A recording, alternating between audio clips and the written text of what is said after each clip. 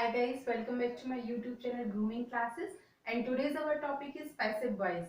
तो जब भी किसी सेंटेंस में अगर ताहे तिये ते है तो वो टेंस का इंडेफिनिट प्रेजेंट इंडेफिनिट होता है, लेकिन अगर ऐसा किया जाता है लाइक दिवाली मनाई जाती है तो वो सेंटेंस आपका प्रेजेंट इंडेफिनिट ही है लेकिन वो आपका पैसिव फॉर्म में है।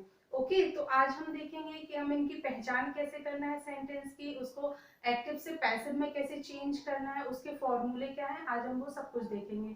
तो आइए स्टार्ट करते हैं पैसिव वॉइस। पैसिव वॉइस को स्टार्ट करने से पहले हम देखते हैं, सबसे पहले प्रेजेंट इंडेफिनिट को ही देखते हैं। ओके गाइस, तो देखिए ये आपका प्रेजेंट इंडेफिनिट है और इसकी जो हेल्पिंग वर्ब है that is am and are. Okay, आपने जब टेंस पढ़े हुए हैं, अगर आपको टेंस का कॉन्सेप्ट क्लियर नहीं है तो पहले आपको टेंस पढ़ना होगा। ओके गाइस, क्योंकि वो वही सबसे बेसिक फॉर्म है आपके ट्रांसलेशन का, उसी के ऊपर सारे ट्रांसलेशन डिपेंड करते हैं। ओके, प्रेजेंट इंडेफिनिट के लिए जो इसका स्ट्रक्चर होता है दैट इज, सबसे पहले आता है ऑब्जेक्ट। देखिए एक्टिव वॉइस में जो आपका टेंस जो होता है that is in active voice. Okay, तो वो हमेशा सब्जेक्ट के ऊपर डिपेंड होता है, सब्जेक्ट से ही आपका सेंटेंस स्टार्ट होता है। ओके, लेकिन जो आपका पैसिव वॉइस होता है वो हमेशा ऑब्जेक्ट से स्टार्ट होता है, इट मींस इसमें ऑब्जेक्ट इंपॉर्टेंट होता है। ओके, तो सबसे पहले आएगा आपका ऑब्जेक्ट, उसके बाद आएगी आपकी helping verb that is am and are, उसके बाद आएगा आपका वर्ब की third form. Okay, then by और फिर सब्जेक्ट। अब देखिए बाय प्लस सब्जेक्ट आपका तब आता है जब अगर कोई नाम है या फिर कोई स्पेशल पोस्ट है या कोई स्पेशल पर्सन है, अगर आता है तो हम उसमें बाय प्लस सब्जेक्ट का यूज करते हैं। लेकिन अगर कोई प्रोनाउन है जैसे आई है, बी है, तो इनको हम इग्नोर कर सकते हैं। ओके, दे है, ही है, तो हमें नहीं पता आप किसकी बात कर रहे हैं, दैट इज नॉट इम्पॉर्टेंट, इसीलिए हम इसको सब्जेक्ट को इग्नोर कर सकते हैं पैसिव वॉइस में। ओके गाइज, तो एक छोटा सा सेंटेंस लेते हैं, पहले हिंदी में देखते हैं। लाइक राम के द्वारा पत्र लिखा जाता है। ओके, तो देखिए जो आपका टेंस होता है, जब प्रेजेंट इंडेफिनिट में जो टेंस होता है उसकी पहचान होती है ताहे तिये ते हैं, लेकिन जब पैसिव वॉइस में हम इंडेफिनिट की बात करते हैं तो उसका जो लास्ट में जो उसकी आइडेंटिफिकेशन होती है वो जाता, मतलब ज के साथ ता आता है। ओके, जैसे अगर कंटिन्यूअस है तो जैसे राम के द्वारा पत्र लिखा जा रहा है। ओके, तो आपका ये जो ट्रांसलेशन है वो क्या हो जाएगा, सबसे पहले लेटर जो आपका ऑब्जेक्ट है, देखिए सबसे पहले आएगा हमारे सेंटेंस का ऑब्जेक्ट दैट इज लेटर, तो ए लेटर इज, ओके, क्योंकि ए लेटर है आपका सिंगुलर सब्जेक्ट है तो इज, फिर उसके बाद आएगा आपकी वर्ब की third form that is written, then by, उसके बाद क्योंकि नाम दिया हुआ है आपको इसीलिए आप इसमें बाय के साथ सब्जेक्ट लिख देंगे। अगर जैसे एवरीबडी है, समबडी है, नोबडी, तो फिर इसमें हम सब्जेक्ट को इग्नोर कर देते हैं। ओके, तो ये हो गया आपका sentence, a letter is written by Ram, मतलब राम के द्वारा पत्र लिखा जाता है। जो पैसिव वॉइस होते हैं उसमें ऑब्जेक्ट इंपॉर्टेंट होता है। जैसे हम एक और एग्जांपल ले लेते हैं, दिवाली इज सेलिब्रेटेड। ओके, तो ये दिवाली मनाई जाती है, तो देखिए ऑब्जेक्ट आया, सब्जेक्ट का नहीं पता किसकी बात हो रही है इसीलिए उसको इग्नोर कर सकते हैं। ठीक है, दिवाली इज सेलिब्रेटेड, ये भी आपका प्रेजेंट इंडेफिनिट का ही सेंटेंस है, मतलब दिवाली मनाई जाती है। ठीक है, ओके गाइस, तो अभी हमने हिंदी से इंग्लिश में उसको ट्रांसलेट किया, अभी हम इंग्लिश टू इंग्लिश ट्रांसलेट करेंगे। ओके, जैसे कोई भी एक सेंटेंस ले लीजिए, अभी हमने इंडेफिनिट का सेंटेंस देखा, अभी हम कॉन्टिन्यूअस का देख लेते हैं कि peon is ringing the bell.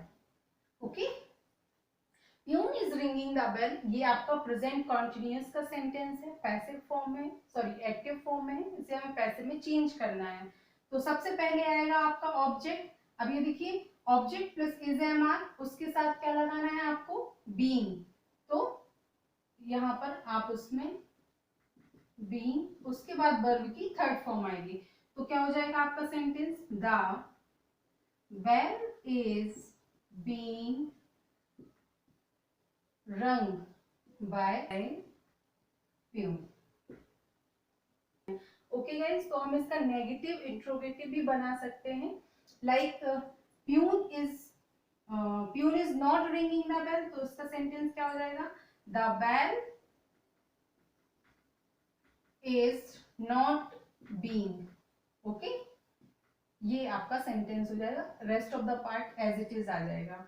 Okay, अगर आपका सेंटेंस इंट्रोगेटिव है तो सबसे पहले आएगी आपकी helping verb is the bell, उसके बाद आएगी आपकी second helping verb that is being, उसके बाद आपका rest of the sentence same रहेगा। अगर इसमें होता कि peon is not sorry is peon not ringing the bell means interrogative and negative, तो इज द बेल, फिर नॉट, उसके बाद being. Okay, rest of the sentence same रहेगा और क्वेश्चन मार्क भी लगा देंगे। ओके, तो ये है हमारा मेथड। अभी हम देखते हैं कि how to change question word. Okay okay guys, तो ये है आपके फॉर्मूले क्वेश्चन वर्ड के लिए। अगर आपके सेंटेंस में क्वेश्चन वर्ड यूज हुआ है, लाइक जैसे हमने कहा कि who is writing an essay। Okay, who is writing an essay, तो देखिए who के लिए एक अलग स्ट्रक्चर है आपका, what के लिए अलग है, और rest of the question words के लिए आपका एक कॉमन स्ट्रक्चर है। ऐसा क्यों है, क्योंकि अगर आपका सेंटेंस who से स्टार्ट हो रहा है इट मींस उसमें सब्जेक्ट नहीं है। ओके, और अगर आपका सेंटेंस what से शुरू हो रहा है इट मींस उसमें ऑब्जेक्ट नहीं है। ठीक है, और अगर आपके सेंटेंस में दोनों ही हैं, लाइक सब्जेक्ट भी है और ऑब्जेक्ट है, तो ये उसके लिए सेपरेट क्वेश्चन वर्ड के लिए यूज होगा, जैसे why, how, something like that. Okay, तो जैसे ये आपका सेंटेंस है, इसको हमें चेंज करना है, तो सबसे पहले क्वेश्चन वर्ड दैट इज देखिए हु का यूज करना है तो ये वाला स्ट्रक्चर यूज होगा। तो सबसे पहले आएगा क्या, बाय whom, उसके बाद हेल्पिंग वर्ब फर्स्ट। अभी कौन सा सेंटेंस है, ये आपका प्रेजेंट कॉन्टिन्यूअस का, तो आपके फर्स्ट जो हेल्पिंग वर्ब है दैट इज एम या फिर आर, और दूसरी जो हेल्पिंग वर्ब है दैट इज बीइंग। ओके, तो बाय हुम के साथ अब एन ऐसे मतलब एक ऐसे की बात हो रही है तो इज का यूज होगा, इज, फिर उसके बाद आएगा आपका ऑब्जेक्ट, तो एन ऐसे, उसके बाद क्या आना है भाई, helping verb second that is being, उसके बाद मेन वर्ब की third form that is written, और इसमें कोई अदर वर्ड तो है नहीं, तो बस ये आपका सेंटेंस चेंज हो गया। ओके, तो ये था आपका हु के लिए। अभी हम एक सेंटेंस देखेंगे व्हाट के लिए। जैसे हमने कहा कि what was Ram doing, what was Ram doing. Okay, इसमें देखिए ऑब्जेक्ट नहीं है, तो हम इसके सेंटेंस को कैसे चेंज करेंगे, सबसे पहले आपका आएगा व्हाट। ओके, उसके बाद helping verb first that is was, क्योंकि इसमें ऑब्जेक्ट नहीं है तो आप सिंगुलर सब्जेक्ट के लिए हेल्पिंग वर्ब यूज करते हैं वो आप यहाँ यूज कर सकते हैं। Helping verb second that is being, देखिए पास्ट कॉन्टिन्यूअस का है, तो ये देखिए पास्ट कॉन्टिन्यूअस में आपका वाज वर्ब प्लस बीइंग का यूज हुआ है, तो what was being done, verb की थर्ड फॉर्म आई हुई है, उसके बाद बाय राम और क्वेश्चन मार्क। ठीक है, देखिए what was being done by Ram, ये आपका ट्रांसलेट हो गया। ओके, तो ये थे आप, अगर और कोई भी है लाइक हाउ या फिर व्हाई, अगर ऐसे आपका सेंटेंस स्टार्ट होता है तो आप ये वाले फॉर्मूले का यूज कर सकते हैं। ओके गाइस, तो अभी हम देखते हैं इंपरेटिव सेंटेंस को कैसे हमें ट्रांसलेट करना है। ओके, ये देखते हैं इंपरेटिव सेंटेंस। गाइस, ये आपका इंपरेटिव सेंटेंस का फॉर्मूला है और ये आपका मॉडल के लिए है। ओके, तो आइए सबसे पहले स्टार्ट करते हैं हम इंपरेटिव सेंटेंस से। जैसे open the door that is imperative. Imperative sentence ऐसे सेंटेंस होते हैं जिनमें हम ऑर्डर या कमांड देते हैं किसी को, जैसे ऐसा कर दो वैसा कर दो, तो ओपन द डोर ये आपका इम्परेटिव सेंटेंस है। तो इसमें सबसे पहले आएगा आपका लेट, ओके। उसके बाद आएगा ऑब्जेक्ट। ऑब्जेक्ट क्या है आपका? The door. तो लेट द डोर, उसके बाद बी, उसके बाद वर्ब की थर्ड फॉर्म तो हो जाएगा ओपन, ओके। तो let the door be open, okay. Next है आपका do not beat the boy. ये भी आपका इंपरेटिव सेंटेंस है जिसमें किसी चीज को करने के लिए हम मना कर रहे हैं, ठीक है, कि ऐसा मत करो। तो do not beat the boy, जिसका क्या हो जाएगा? लेट, उसके बाद ऑब्जेक्ट द बॉय, उसके बाद आएगा not, okay, not be beaten. ये आपका सेंटेंस हो जाएगा, let the boy not be beaten. We can also change modals, okay. तो ये आपका फॉर्मूला है मॉडल के लिए। राधा कैन स्पीक इंग्लिश, तो सबसे पहले ऑब्जेक्ट आएगा। देखिए इसमें दो फॉर्मूले दिए हुए हैं, या तो मॉडल होता है आपका सिर्फ जैसे कैन आ गया, ओके। एक होता है आपका जैसे कैन के बाद होता है कुड, उसके बाद होता है कुड हैव। अगर कुड हैव होता, जैसे मान लीजिए अगर किसी मॉडल के साथ हैव का यूज हुआ है, like should have, could have, तो फिर उसमें हम बीन का यूज करेंगे, ओके। तो अगर आपका फर्स्ट में है, मान लीजिए कैन है, तो क्या हो जाएगा? सबसे पहले आएगा आपका ऑब्जेक्ट दैट इज इंग्लिश, तो हो जाएगा क्या? इंग्लिश। फिर मॉडल है आपका कैन, उसके बाद be, English can be, verb की थर्ड फॉर्म स्पोकन, उसके बाद बाय राधा, ओके।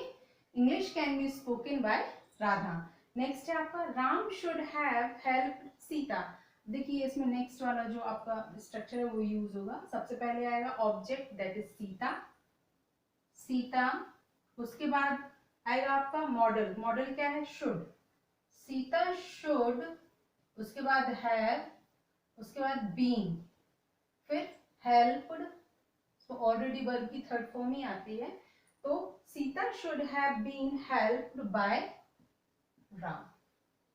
ये थे आपके सेंटेंस जो हमने एक्टिव से पैसिव वॉइस में चेंज किए, ओके गाइस। तो ये कंप्लीट है आपका। अगर आप ये वीडियो अच्छे से देखते हैं, समझते हैं, तो आपको इसके बाद कभी भी पैसिव वॉइस पढ़ने की जरूरत नहीं पड़ेगी, ओके गाइस। तो आइए देखते हैं कुछ एग्जांपल्स, इससे आपको और भी अच्छे से क्लियर हो जाएगा ये सभी सेंटेंस को हम कैसे ट्रांसलेट कर रहे हैं, ओके गाइस। तो आइए देखते हैं examples. Here is the examples, okay guys. तो आइए ट्रांसलेट करते हैं एक्टिव से पैसिव वॉइस में, ओके। फर्स्ट है आपका example, someone has invited me to the party, okay. तो ये देखिए ये है आपका ऑब्जेक्ट, ओके। और ये आपका जो सेंटेंस है दैट इज प्रेजेंट परफेक्ट। तो इसकी जो फॉर्मूला हो जाएगा वो क्या हो जाएगा? हैज बीन या हैव बीन। तो सबसे पहले आएगा आपका ऑब्जेक्ट दैट इज आई, आई के साथ लगेगा हैव, उसके बाद बीन। तो आई हैव बीन, उसके बाद आएगी आपकी वर्ब की third form invited, invited to the party. Someone को हम इग्नोर कर देंगे क्योंकि यहाँ पर हमें जो आपका सब्जेक्ट है दैट इज नॉट पर्टिकुलर, तो इसको हम इग्नोर कर सकते हैं, okay. No one has opened that box for the last 100 year. तो हो जाएगा आपका दैट बॉक्स, इसमें भी आपका हैज बीन आएगा, नॉट होगा क्योंकि no one has open that box, मतलब किसी ने भी इस जो ये बॉक्स है उसको ओपन नहीं किया फॉर द लास्ट 100 ईयर्स, मतलब पिछले 100 साल से। तो यह देखिए नेगेटिव सेंटेंस है आपका। तो जब हम इस नो वन को हमें हटाना है, ओके, लेकिन इसका जो नॉट है वो हम यहाँ पर हैज के बाद लगाएंगे। तो that box has not been opened for the last 100 years, okay. तो ये आपका सेंटेंस हो जाएगा जिसमें हम नॉट का यूज करेंगे, नो वन को हटा देंगे, ओके। इसके बाद आता है आपका they asked me my name. इसमें देखिए दो ऑब्जेक्ट हैं आपके, एक तो मी है और एक माय नेम, दोनों ही ऑब्जेक्ट हैं। तो देखिए सेंटेंस में दो ऑब्जेक्ट हो सकते हैं, एक आपका होता है डायरेक्ट ऑब्जेक्ट, एक होता है इनडायरेक्ट ऑब्जेक्ट। जो इनडायरेक्ट ऑब्जेक्ट होता है वो होता है लिविंग, और जो डायरेक्ट होता है दैट इज नॉन लिविंग। तो जो लिविंग होता है आपका उसको हमें इंपॉर्टेंस देनी होती है अपने ऑब्जेक्ट को, तो वो जो ऑब्जेक्ट है वो आपका सबसे पहले आएगा, तो इसमें सेंटेंस में आएगा आई। अब हमें देखना है कि कौन सा सेंटेंस है दैट इज पास्ट इंडेफिनिट, तो इसमें आएगा I was asked my name, बस हो गया। उसके बाद हम जो दे है उसको हटा देंगे क्योंकि that is not particular. Okay, next है आपका फिर से नो वन से स्टार्ट हो रहा है, इट मींस ये भी नेगेटिव हो जाएगा आपका। तो आपका जो सेंटेंस है इसमें आपका my brother that is object, तो क्या हो जाएगा माय ब्रदर एवर, एवर का क्या हो जाएगा नेवर, तो my brother has never. Okay, उसके बाद आएगा आपका बी, फिर आएगी आपकी वर्ब की third form that is beaten, तो my brother has never been beaten at tennis, that is your sentence. Okay, next है आपका my father will write a letter, तो ये तो बहुत ही इजी सेंटेंस है। सबसे पहले हम ऑब्जेक्ट को लेंगे, ये देखिए आपका फ्यूचर का टेंस है, तो फ्यूचर इंडेफिनिट, तो यहाँ पर विल बी का यूज होगा, तो क्या हो जाएगा a letter will be written by my father। Okay guys, तो ये थे हमारे passive voice. If you have any query then post your comment. Okay guys, और if you want to go for more detail then don't forget to check the description box. Okay guys, तो फिर मिलते हैं किसी नए video के साथ। Thank you.